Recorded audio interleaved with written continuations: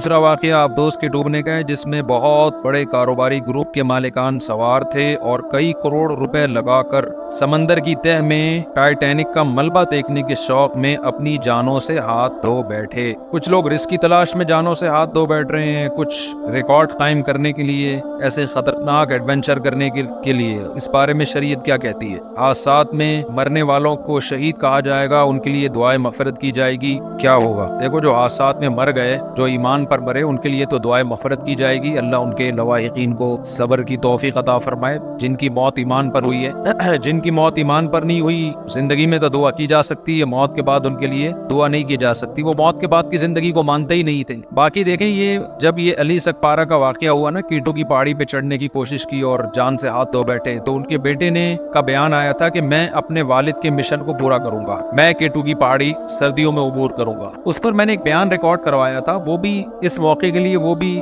مناسب ہے، تو میں اس کو دوبارہ ریپیٹ کر دیتا ہوں۔ اس وقت میں نے ایک بیان ریکارڈ کروایا تھا کہ علی سکپارہ کے بیٹے تک کوئی میرا یہ پیغام پہنچا سکتا ہے تو پہنچا دے کہ آپ نے جو یہ کہا کہ میں اپنے والد کے مشن کو پورا کروں گا، میرے والد کا مشن تھا کیٹو کی پہاڑی عبور کرنا، تو میں اس مشن کو پورا کروں گا۔ آپ کے الفاظ سے ایسا لگتا ہے کہ آپ والد کی چاہت کو پورا کرنے کے لیے یہ کام کر رہے ہیں۔ تو دیکھیں، اگر آپ کا آخرت پر ایمان ہے، دو ہی لوگ ہوتے ہیں، کچھ لوگوں کا آخرت پر ایمان ہوتا ہے، کچھ کا آخرت پر ایمان نہیں ہوتا۔ اگر آخرت پر ایمان نہیں ہے بالفرض، اس کا مطلب یہ ہوا کہ آپ کے ابا والد محترم جب گئے کیٹو کی پہاڑی عبور کرنے کے لیے، جان سے ہاتھ دھو بیٹھے، تو ہمیشہ کے لیے ان کی لائف کیا ہو گئی؟ ختم۔ اب آپ اپنی جان کو خطرے میں ڈال کے وہ کام کریں نہ کریں، آپ کے والد کی صحت پہ اس سے کوئی فرق نہیں پڑتا۔ ان کو پتہ ہی نہیں، کیونکہ جو ایتھیس لوگ ہیں، جو مذہب کو نہیں مانتے، وہ کیا کہتے ہیں؟ انسان کچرا ہے، کچھ دن کے لیے اس کو حیات ملتی ہے ڈارون کے نظریے کے نتیجے میں، اور اس کے بعد وہ دوبارہ کیا ہو جاتا ہے؟ کچرا ہو جاتا ہے، ختم۔ اب آپ کے ابا کو تو اس سے کوئی فائدہ ہونے والا، ان کو پتہ بھی نہیں چلے گا کہ آپ نے یہ کام کیا ہے۔ تو ایسا کام کیوں کر رہے ہو جس سے آپ کے ابا کو نہ کوئی خوشی ہو رہی ہے، نہ کوئی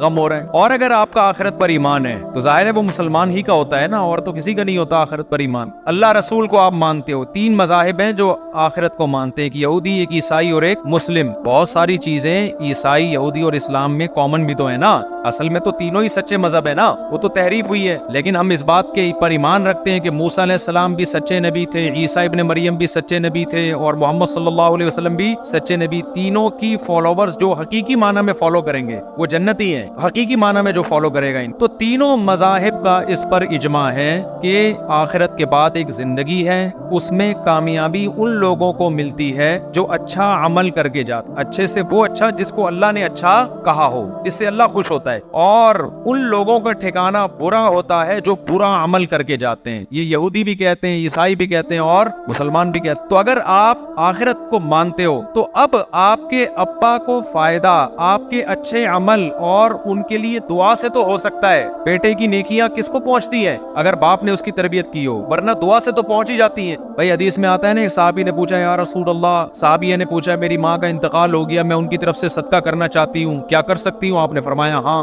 تو صدقہ ایک نیکی ہے نا۔ تو ان صحابیہ کو پتا تھا کہ نبی نے بتا دیا کہ تم اب جب کسی غریب کو کھانا کھلاؤ گی تو اس صدقے کا ثواب کہاں پہنچے گا؟ اگر ماں کے لیے کھلا رہی ہو کہ یہ نیکی کس کو ملے؟ میری ماں کو ملے، تو یہ نیکی کیا ہوگی؟ ملتی ہے۔ کسی صحابی نے ایسا نہیں نبی سے پوچھا کہ یا رسول اللہ، میرے والد کا انتقال ہو گیا، اگر میں فلاں پہاڑی پہ چڑھ جاؤں اور ایک ریکارڈ قائم کر لوں تو کیا میرے والد کو اس سے فائدہ ہوگا؟ کسی صحابی نے ایسا سوال بولو نہیں پوچھا، کیونکہ صحابہ یہ بات جانتے تھے کہ یہ اچھا سوال نہیں ہوگا، نبی کو اس پہ غصہ بھی آ سکتا ہے، غضب بھی آ سکتا ہے، فضول سوال ہوگا، کیونکہ اللہ کو اس سے کیا پہاڑ پہ چڑھیں یا پہاڑ سے اتریں؟ میں سمجھا پا رہا ہوں اپنی بات؟ اللہ کو اس سے تو غرض ہے کہ اس کی مخلوق کو کوئی بھوکا ہو کھانا کھلا دے تو اس کا پیٹ بھر جائے۔ الخلق عیال اللہ، حدیث میں آتا ہے یہ مخلوق اللہ کی عیال ہے، گویا اللہ کا خاندان ہے۔ جیسے کہ آپ کسی کے بچے کو کھانا کھلا دیں تو باپ خوش ہوتا ہے نا، تو مخلوق کو کھانا کھلائیں گے کون خوش ہوگا؟ اللہ۔ ہاں، یہ ایک الگ بات ہے کہ جب نبی صلی اللہ علیہ وسلم مشرکین سے کہتے کہ مخلوق کو کھانا کھلاؤ تو مشرکین کہتے اللہ خود ہی کیوں نہیں کھلا دیتا؟ اللہ نے ان کو غریب پیدا کیوں کیا ہے؟ پھر آئی بات سامنے؟ یہ ایک بیہودہ سوال ہے بھائی۔ اللہ نے غریب کو پیدا کیا تاکہ مالدار کی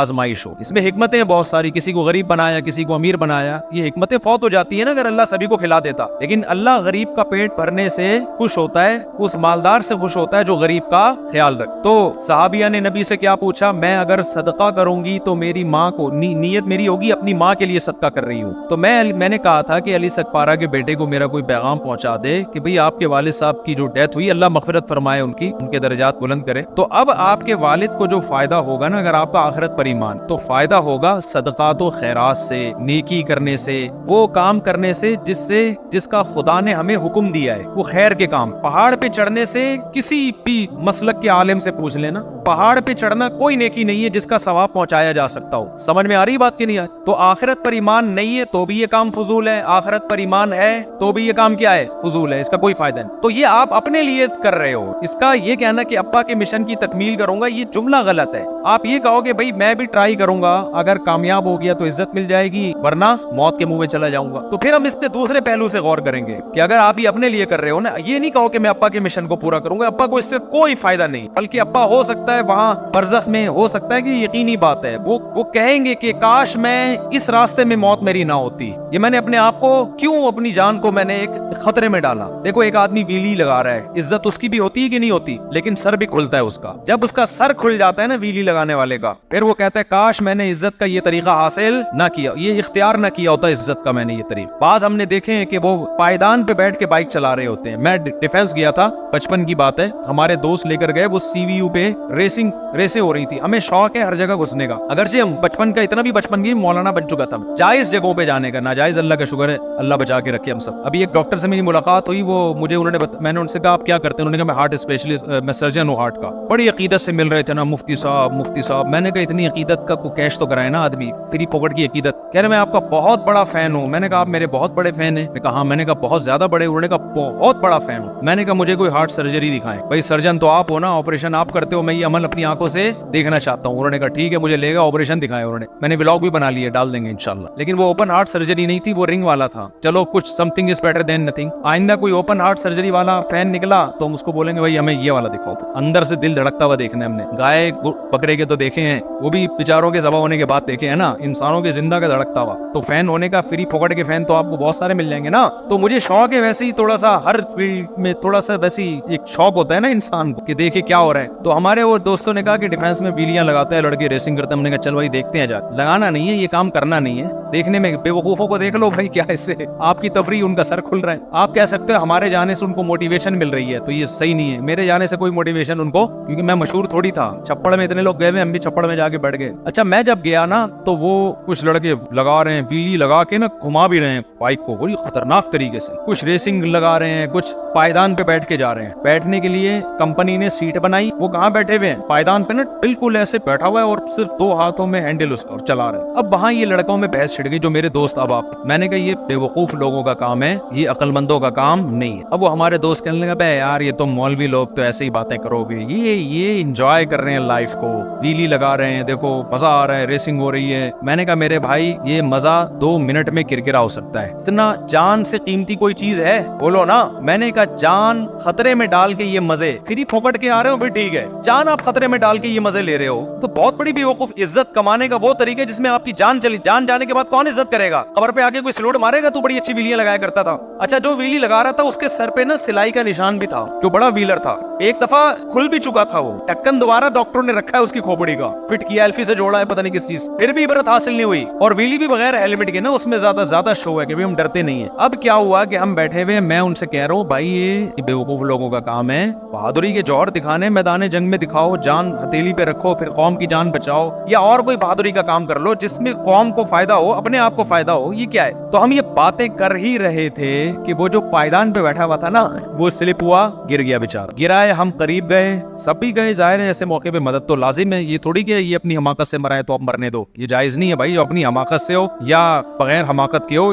انسانی جان کی حفاظت بچانا کیا ہے ضروری ہے, سب پہ ضروری ہے. ہم سب گئے دوڑے ہوئے, تو لگ رہا تھا کہ ایکسپائر ہو چکا, اتنی سر پہ گہری چوٹ آئی. میں نے کہا اب اس کو کوئی زندہ کر کے پوچھے نا, وہ کہے گا بھائی یہ بے وقوفوں کا کام ہے, یہ عقل مندوں کا کام نہیں ہے. تو دیکھو غیر مسلم پہ یہ کام سوٹ کرتے ہیں, کیونکہ غیر مسلم کی آخرت کا اس کے دماغ میں کوئی تصور نہیں ہے, لہذا وہ زندگی داؤ پہ لگاتا ہے کہ آر یا پار. اب یہ جو ٹائٹینک کا ملبہ دیکھنے کے لیے کروڑوں روپے لگا کے گئے, 1% ان کو رسک ہوگا کہ یار اتنی گہرائی میں جانے کی ضرورت کیا ہے آپ کو. اگر یہ اتنا آسان ہوتا تو ہر دوسرا بندہ جا رہا ہوتا نا, مشکل تھا تبھی تو گئے نا, رسک تھا نا تبھی. ان کو بھی پتا تھا کہ کچھ نہ کچھ خطرہ ہے, ہر آدمی تھوڑی جاتا ہے. کیٹو کی پہاڑی پہ بہت سے لوگ نے, میں تو نہیں گیا, میں تو بہت کٹی پہاڑی پہ گیا ہوا ہوں, میں جو کراچی कराची में कटी पहाड़, K2 की पहाड़ी पर मैं नहीं गया, और अगर जाऊंगा भी तो इतना जितना अफोर्ड कर पाऊं, जब यकीन हो कि भाई जिंदा रहने का पूरा चांस है, उससे आगे का फिर मैं रिस्क नहीं लूंगा कि यार पता नहीं मरे मैं खामखा में यार। तो क्यों मरने के बाद अगर आप मौत के बाद की जिंदगी पे यकीन ही नहीं रखते तो फिर काफिर कहता है यार क्या फायदा इस जिंदगी से, सिर्फ करोड़ों रुपए कमा रहा हूँ, क्या फायदा। एक रिस्क ले लो आर या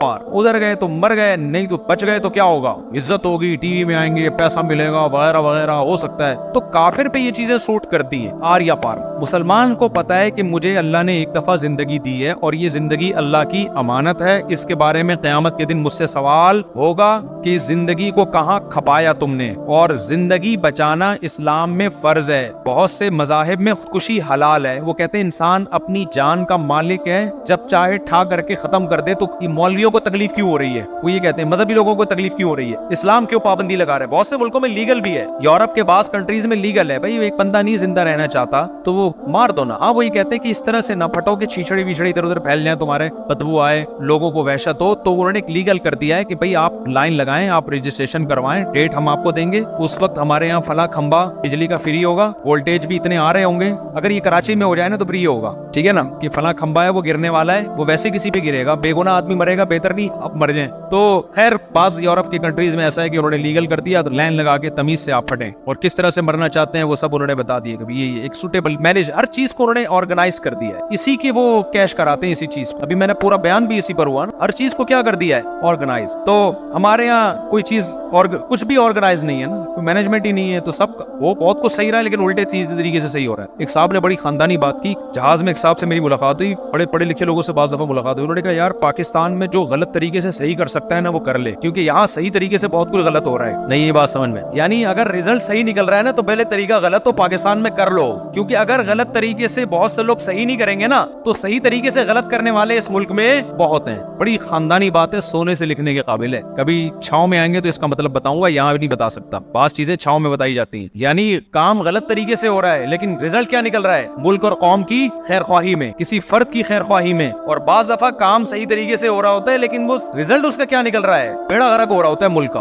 बड़ी खानदानी बात की, मैंने तो दिल चाह रहा था घर ले आऊंगा, जिसने की वो भी बड़े अजीम आदमी है, उनका नाम लूंगा आप हैरान हो जाएंगे, बोलेंगे यार अच्छा छोड़ो। अच्छा खैर, तो अब वो जो टाइटैनिक की तलाश में निकले तो ये उन लोगों पे सूट करती है चीजें जिनका आखिरत पर ईमान नहीं, असल में तो उन पे भी सूट नहीं करती, ठीक है ना। लेकिन मैं बहुत बड़ा दिल करके, क्योंकि यार जब जिंदगी रिस्क पे डाल दी आपने तो जिंदगी से बड़ा तोहफा दुनिया में कोई भी नहीं। 1% भी रिस्क ना लो जिंदगी का। तो जो आखिरत पर ईमान लाने वाले लोग हैं उन पर ना K2 की पहाड़ी उबूर करना, जान रिस्क में डाल के, हाँ जान का खतरा नहीं है, फिर आप बड़े बड़े काम करें भाई, जाएं आप। अव्वल तो मैं कहता हूँ फिर भी वो काम करो ना जिसका पब्लिक को फायदा हो। K2 की पहाड़ी पे चढ़ने से क्या फायदा होगा, आपके मुल्क का नाम रोशन हो जाएगा, मुल्क का नाम और बहुत सारी चीजें जिनसे रोशन हो सकता है। इतने मेहनत करने वाला, इतनी इस्तिकामत वाला आदमी एजुकेशन में आगे बढ़े यार। ऐसे डॉक्टर मेरे इल्म में है, पाकिस्तानी है, लेकिन हमारे मुल्क का नाम यूरोप में जाके उन्होंने रोशन कर दिया। यहाँ के साइंटिस्ट हैं अमेरिका में जाके मुल्क का नाम रोशन कर दिया। वो आप कहेंगे आपको पता है हमें तो नहीं पता, वजह उसकी है कि हमारी गवर्नमेंट ही नहीं चाहती कि वो रोशन हो, ठीक है ना। तो गवर्नमेंट ही उन पे पर्दे डाल के रखी हुई, गवर्नमेंट प्रोटोकॉल ही नहीं देती। तो हुकूमत का काम है ना कि हमारा बंदा वहां पहुंचा हुआ है और हमारे मुल्क को रोशन कर दिया, तो हमारे मुल्क के नाम को तो हम उसको प्रोटोकॉल दें। गवर्नमेंट ही जब लिफ्ट नहीं कराएगी तो क्या होगा। अच्छा खैर, तो ये टाइटैनिक वाला जो वाकया हुआ है ना, ये मजलूम लोग हैं बेचारे, आप लोग ऐसा बनने की कोशिश ना करें।